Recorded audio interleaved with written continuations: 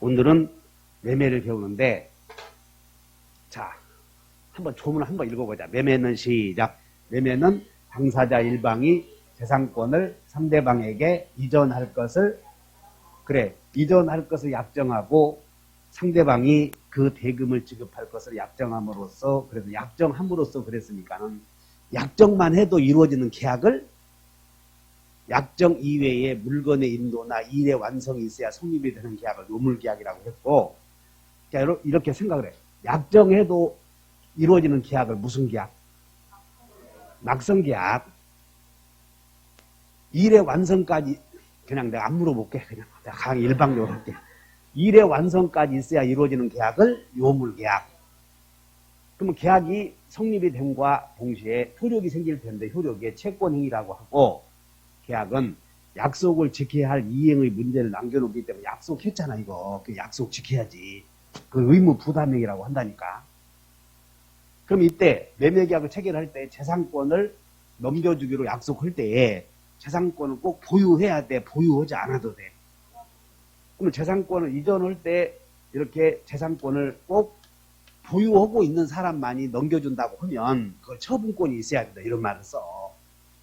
근데 약속할 때는 재산권이 있어야, 이렇게 돼. 집에 없는 금송아지 갖다 주기로 해도 유효야. 우리 어렸을 때 그러잖아. 우리 집에 금송아지 가져다 주마고 말이야. 뻥치고. 그래서 집에 없는 금송아지 팔기로 하면 유효요, 무효요? 어떻게든 만들어주면 되잖아.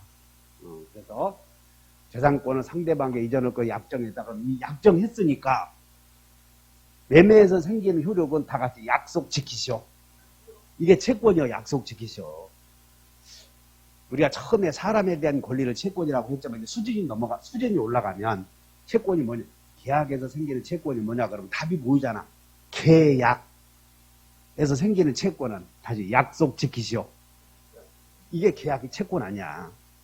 그러면 채권은 몇 년간 살아있다고 그랬어, 채권은. 얼마나 유식해졌냐고, 이제 그게. 5살 먹고 9살 먹고 그러니까 날로 실력이 쌓아지잖아. 실력.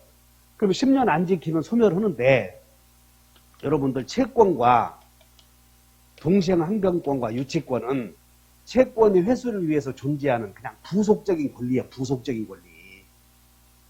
따라서 동생항변권의 행사나 유치권의 행사는 채권 행사가 아니라니까. 그러니까 여러분들이 동생항변권은 그냥 거절권이고 유치권도 인도를 거절할 권리인데 인도를 거절하는 이유는 그 사람을 미워서 돈 받으려고. 이제 생각해봐. 돈 받으려고 이런 짓 들은 거요. 그러면 동생항변권이나 유치권은 권리라고 하는 것이 붙었어도 급수가 같아 달라. 너는 하급 권리야, 하급 권리. 밑에가. 하급 권리가 위에 있는 주된 권리를 죽이면 안 되잖아. 그래서 이런 것들을 행사한다고 해서 채권에, 그러니까 영 모르고 쓰면 서유석에 가는 세월 막을 수 있는 게 뭐예요? 가는 세월. 아무것도 못 막어. 다시 한번 채권에 가는 세월. 막을 수 있는 게 있어, 없어? 우리 시험에서는 유치권이나 동생항변권 행사는 채권에 가는 세월을 뭐 영향을 미친다, 안 미친다 그러잖아. 그럼 여러분들은 그냥 채권에 가는 세월 막을 수 있는 건 없다 해버리면 되는 거예요, 이게. 어쨌든 간에 쌍무계약이고, 그러면 매매는 전형계약이요, 비전형계약이야? 이렇게 가. 낙성계약, 요물계약, 물권계약, 채권계약, 부담행위. 그러므로 부담행위는 타인의 권리의 매매도 유효, 무효 이렇게 공부하는 거예요. 타인의 권리의 매매도. 쌍무기만 나오면 다시 한번 쌍둥이. 동생항변권 이혼보다 문제 생겨. 쌍둥이 하지 말고 쌍둥이 해. 입이 나는 쌍둥이 이렇게 하지만 여러분들은 쌍둥이. 내가 사슴이라고 해도 말이구나 해야지. 다시 한번 쌍둥이. 다시 한다. 쌍무계약은 모두 유상계약이다. 그럼 오는 거예요. 쌍무계약은 두 사람, 유상계약은 뭐냐면 두 사람이 대가적 의미가 있는 재산을 출연하는 계약을 유상계약이라고 그래. 다시 한번 재산 출연. 그러니까 두 사람이 대가적 있는 재산을 출연했는데 한 사람의 재산 출연과 타방의 재산 출연이 기울어. 나는 올바르게 했는데 네가 재산을 제대로 안 했다니까. 그럼 가만히 있어야 돼. 책임 물어야 돼. 그게 유상계약의 특성상 나오는 오늘의 주된 강의 내용이 다 같이 매도인의 담보책임. 그러면 유상계약이라고 하는 것에 대해서는 전부 모든 유상계약에는 매매라는 오늘 배울 매매라는 민법의 규정이 준용되게 돼 있어.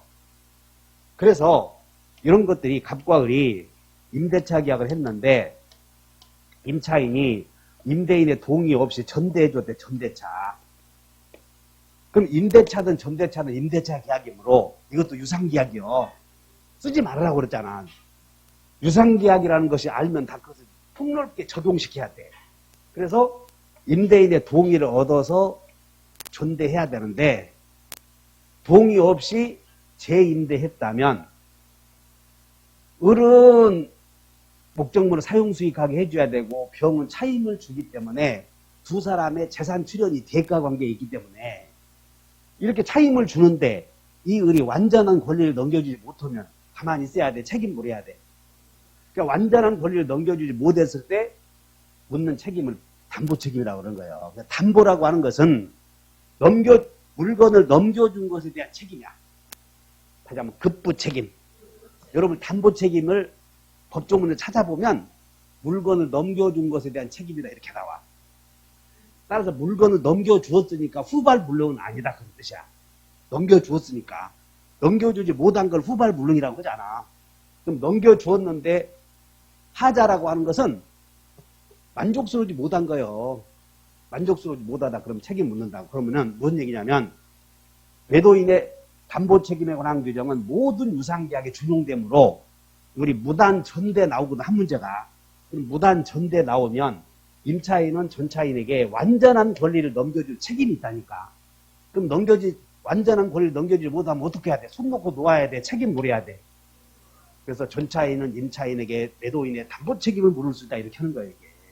이게 다 적용해야 돼. 자, 어쨌든 간에 자, 여러분들 쌍무는 모두 유상이고 유상에서는 급부 책임, 물건을 넘겨준 것에 대한 책임을 다 담보 책임이라고 그러는 거예요.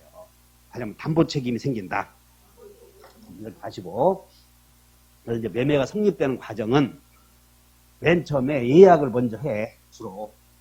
그래서 이 예약은 일방 예약은 5년마다 한 번씩 나오는 문제인데 올해 나올 가능성이 있어. 올해.